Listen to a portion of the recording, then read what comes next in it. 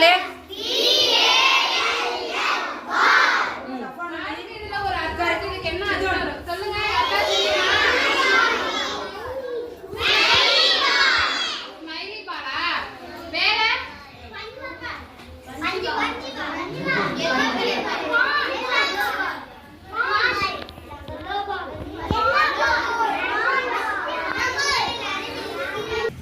இந்த பந்து இப்போ நான் செவுத்துல அடிக்கிறது வந்துட்டு செவுத்துல அடிக்கிறேன்.